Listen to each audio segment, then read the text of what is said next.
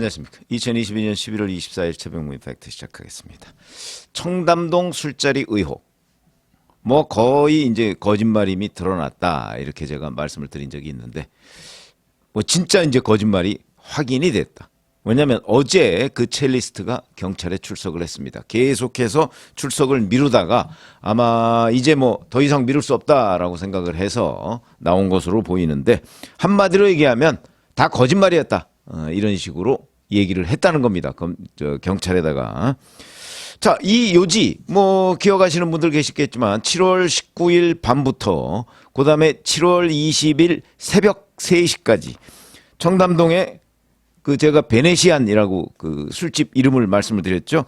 그 술집에 윤석열 대통령, 한동훈 법무부 장관, 김앤장 변호사 30여 명과 같이 이세창 전 자유총연맹 총재 권한대행 등이 술자리를 가졌다. 이 자리에서 한동훈 법무부 장관이 그러니까 원래 술자리가 있었고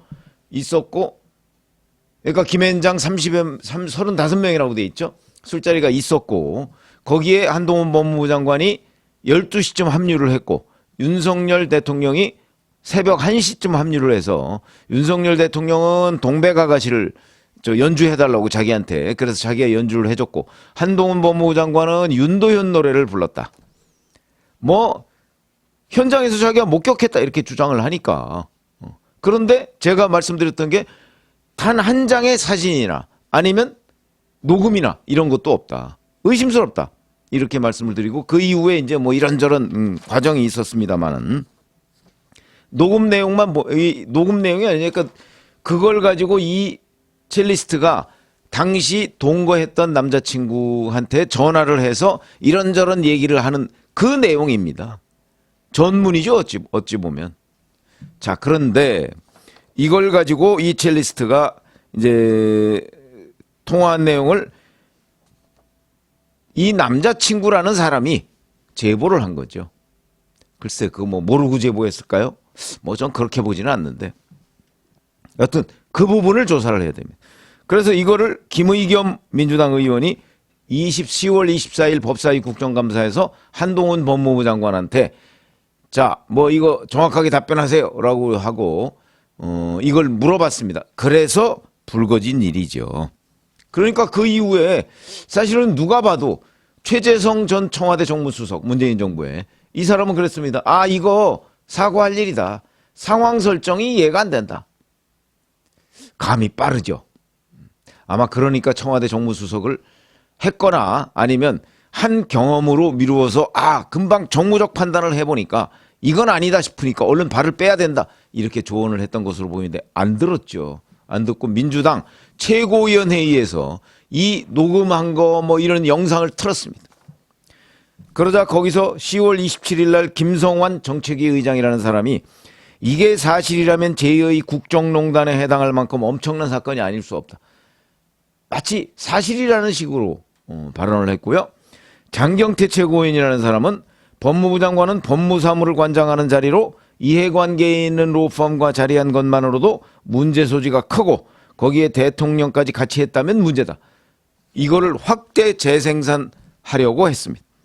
우상호 의원, 민주당에서 비교적 합리적이라고 하는 우상호 의원도 윤석열 대통령이 워낙 술을 좋아해 밤늦게까지 술자리를 한다는 제보가 많이 들어온다. 그러니까 유사한 일이 있는 것 같다. 뭐 이런 식으로 주장을 했습니다. 그리고 이 제보자라는 그 남자친구 그 이후에 소위 청담동 게이트 제보자입니다라는 트위터를 열어가지고 윤석열 대통령에 대한 어마어마한 공세를 퍼부었습니다. 그 공세의 전제는 다 이 술자리는 사실이다 하는 걸 전제로 하고 있었죠. 그러면서 소위 윤석열 대통령에 대한 5개 항의 공개 질문 이런 것도 냈습니다. 자, CCTV를 확인해서 제시하면 인정하시겠습니까? 뭐 어쩌고 등등. 그러니까 다 이거 내놓으면 사진 제출하면 인정하겠느냐. 녹음 뭐 들이대면 인정하겠느냐. 마치 자기가 그걸 다 갖고 있는 양. 공세를 퍼부었어. 이런 자신감 정말 가지고 있다면 그렇게 할 수 있죠. 근데 없으면서 그리고 본인도 저는 뭐 본인도 사실이 아닌 거를 알고 있었다고 봅니다. 그러니까 저는 이 전체가 큰 공작이었다 이렇게 생각합니다. 공작이 실패로 돌아간 거죠. 아마 이 공작이 성공하려면 이 첼리스트가 잠적을 했어야 됩니다. 끝까지. 아니면 외국으로 나가거나. 이게 전형적인 수법이거든요. 그렇게 하려고 했을지도 모릅니다. 뭐 이 첼리스트 출국 금지했다는 얘기는 없던데 경찰이 바보 같은 짓을 한 겁니다. 출국 금지 안 했다면 저는 출국 금지를 했어야 된다고 보는 거죠. 이런 일 벌어지고 나서 윤지호처럼 과거에 장자연 리스트 뭐 어쩌고저쩌고 거짓말했던 윤지호처럼 이런 일 하고 나서 외국으로 딱 도망가면 확인할 방법이 없습니다. 정치 공방만 벌이고. 저는 이 공작을 민주당과 이 남자친구가 완벽하게 수행하려고 했으면 사실은 해외로 나가는 게 그게 늘 해왔던 수법입니다. 그런데 그렇게 안 하고 이제 결국은 경찰에 출석을 해서 실토하고 말았다. 그리고 이 제보자는요, 그 윤석열 대통령에 대한 공개 질문한 이후에도 본인이 뭐 여러 차례 이 트위터에다 올렸습니다. 이게 정치 공세를 위한 트위터 개설입니다. 그리고 말부터가 청담동 게이트 아닙니까? 청담동 거짓말이었죠. 내지는 청담 공작. 이런 거였는데 이걸 가지고 이렇게 부풀려서 계속하고 이 사람이 뭐라고 그러냐면 김의겸 의원도 더 탐사와 협업을 했다고 인정을 했고요. 공작을 인정한 거죠. 그 다음에 이 사람도 자기가 자주 통화하는 사람은 더 탐사 강진구 기자하고 자주 통화를 하고 강진구 기자가 이 의혹을 제기했던 사람 아닙니까? 그 다음에 실제 의원 중에서는 김의겸 의원보다도 더 자주 통화하는 사람이 있다. 그 사람이 바로 공작의 한 또 다른 장본인이다. 이렇게 얘기를 할 수가 있으니까 제가 왜 이런 얘기를 계속 드리냐면 이 사람들이 결국은 이 청담동 뻥 여기에 책임져야 할 사람의 리스트입니다. 자, 그런데 경찰이 수사를 했죠. 제가 경찰 수사할 때 무슨 얘기를 했냐면 아니 이 첼리스트 부르면 의외로 그냥 쉽게 해결된다. 헛수고 안 해도. 이거는 거짓말일 가능성이 높기 때문에 그렇게 말씀을 드렸는데 경찰은 그 주변부터 탐문하고 그 베네시안이라는 데 현장 조사하고 그다음에 이세창 전 총재 권한대행 조사하고 그러니까 또 이세창 전 총재 권한대행은 7월 19일 자기 휴대전화 19일과 20일 휴대전화 위치 추적한 기록이다 그러면서 경찰에 냈는데 이것도 거짓말이고 뭐 밤 11시 57분에 그 강서구 등촌동에서 마지막으로 통화하고 다음날 7시 4분에 또 강서구 등촌동에서 통화하고 그러면 중간에 물론 이론적으로는 가능하다고 제가 말씀드렸습니다. 11시 57분에 통화하고 끝나고 나서 바로 등촌동에서 청담동으로 와서 술 먹고 3시에 끝나서 또 바로 등촌동으로 가서 그럼 7시에 통화할 수 있죠. 그런 일은 상식적으로 어렵다. 제가 그렇게 말씀을 드린 적이 있었는데 이론적으로는 가능합니다. 그런데 이게 또 거짓말인 것으로 보입니다. 왜냐하면 경찰이 이세창 전 대행의 휴대전화 위치 추적을 해보니까 있었다는 거 아닙니까? 그럼 아마 첼리스트 것도 해봤는지 뭐 모르겠으나 여튼 이 일행이 그날 오후 10시에 그 베네시안에서 빠져나갔다.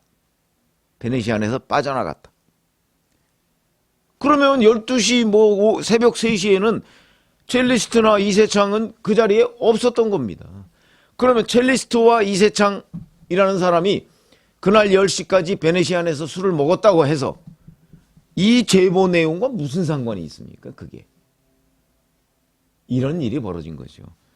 자, 그렇기 때문에 제가 보건대는 이거는 민주당과 협업한 공작일 가능성이 대단히 높다.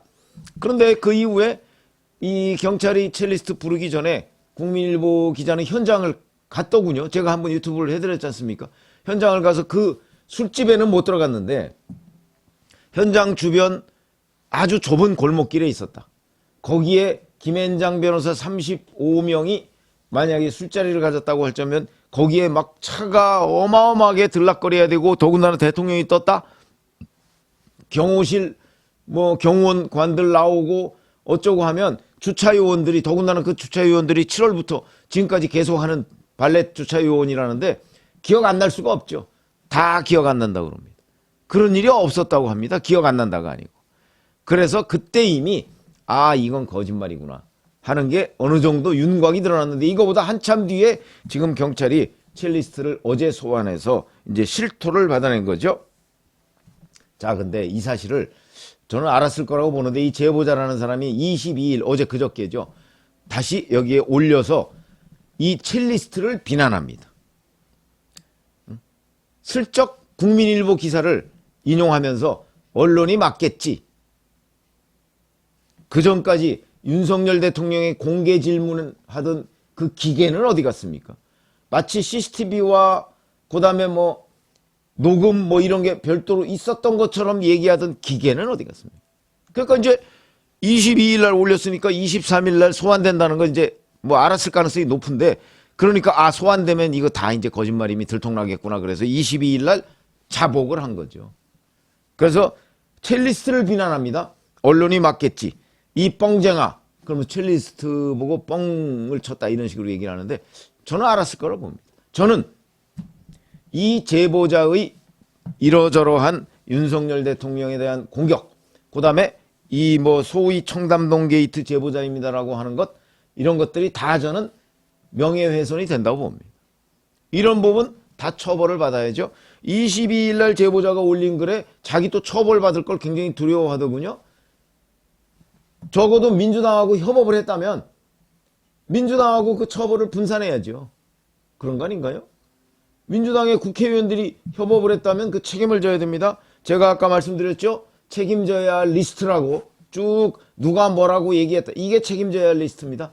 자, 그러면 제가 이제 이게 뻥임이 확인됐으니까, 그러나 이제 경찰은 책임을 물어야 됩니다. 명예훼손에 대한 책임을 물어야 되죠. 거짓말을 유포해서 명예훼손을 한 데 대한 책임을 물어야 되는데, 제가 책임져야 할 리스트 얘기를 했죠. 이 부분에 대한 가장 큰 책임, 더 탐사라는 곳에 있죠. 거짓말, 저는 강진구 기자는 적어도 기자 훈련을 제대로 받은 사람입니다. 경향신문 기자였죠. 이게 거짓말일 가능성이 있다라고 믿었다고 봅니다. 그러면서도 그냥 한 거죠. 공격하기 위해서. 글쎄요. 기자라면 적어도 자기가 배운 대로 육하 원칙에 따라서 어떠한 것들이 맞아야 된다 라고 판단을 해서 기사를 쓸 수 있다고 저는 경험을 했고, 그리고 저희도 후배들한테 그렇게 가르쳤는데, 이거는 그 요건이 맞지 않습니다. 그러면 뭐 강준구 기자가 기자 그만둔 지 꽤 되긴 했지만, 그렇다고 해서 그런 걸 다 까맣게 잊었을까요? 여하튼 책임이 큽니다. 저는 뭐 그랬을 것 같지는 않고요. 기자는 그게 몸에 뱄니다. 그래서 기자는 전적으로 누구 편을 든다? 이런 것들이 경험상 쉽지 않은 직업입니다. 자, 그 다음 책임, 김의겸 의원한테 있죠. 여기는 한겨레신문 기자 출신입니다. 뭐 이 사람은 뭐 기자 그만둔 지가 오래됐고, 문재인 대통령의 청와대 대변인을 했으니까 그때부터 이미 어느 정치 성향, 특정 정치 성향의 그 진영에 들어가 있었으니까, 뭐 옛날 기자 시절의 감각 뭐 다 잊었겠죠. 그러니까 이 사람은 그럴 수 있다고 보는데, 적어도 더 탐사와 협업을 했다고 하니까 협업 부분에 관해서 더 탐사와 공동 책임을 져야 된다. 그 다음이 이제 제가 보기에는 제보자입니다. 제보자, 당연히 무슨 윤석열 대통령에 대한 5개항의 공개 질문 어쩌고 했을 때 그 호기가 다 어디 갔습니까? 이 사람 당연히 책임져야 되고요.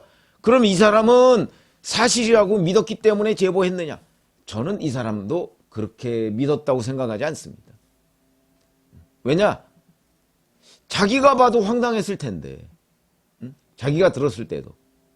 그 자기가 첼리스트의 평소 생활을 알 거 아닙니까? 그렇기 때문에 저도 제가 보기에 이 제보자도 사실이 아니라는 것을 알았을 것이다. 그런데 공작이기 때문에 이게 이렇게 하면 먹힐 줄 알고 했을 가능성이 높으니까 이 부분은 경찰이 수사를 해야 된다. 이제 제보자 빨리 소환해야죠. 제보하게 된 경위, 그리고 본인은 사실인지 아마 몰랐다고 계속 주장할 텐데, 알았을 개연성이 저는 높다고 봅니다. 또 하나는 바로 민주당입니다. 최고위원회에서 틀었을 때는 민주당이 거의 이 공세를 당론화했다 이렇게 볼 수 있는 거 아닙니까? 거기서 또 한마디씩 다 했습니다. 이 사람들 다 책임져야죠. 그 다음이 이제 이세창 전 총재 권한대행. 자기가 빨리 실토를 했어야죠. 자기가 한동훈 법무부 장관이나 윤석열 대통령이 술자리에 왔는지는 자기가 알 수가 없는데 적어도 자기가 첼리스트와 오후 10시에 거기서 같이 나왔다.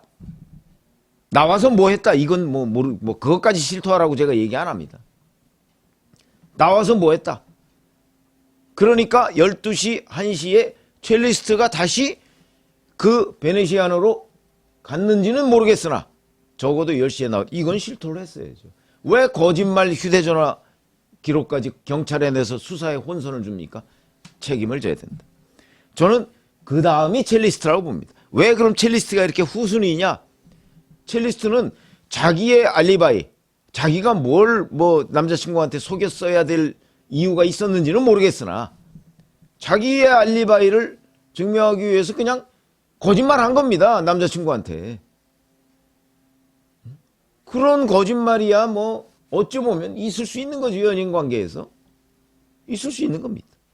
그게 만약에 이렇게 이용당할 줄 알았다 그러면 그렇게 거짓말 했을 것 같지는 않은데요. 어쨌든 간에 이 사람은 적어도 악의를 가지고 거짓말한 건 아니고 물론 그것도 악의가 악이죠. 자기 알리바이 입증한데 그거는 자기 방어입니다. 그렇기 때문에 맨 후순위를 뒀고 이 순서에 따라서 이제는 경찰이 책임을 묻는 일이 남았다. 누가 얼마나 책임이 있는지 우리가 그 부분을 지켜봐야 되고 어쨌든 청담동 술자리 의혹은 상황 종료. 이 말씀을 전해드렸습니다. 고맙습니다.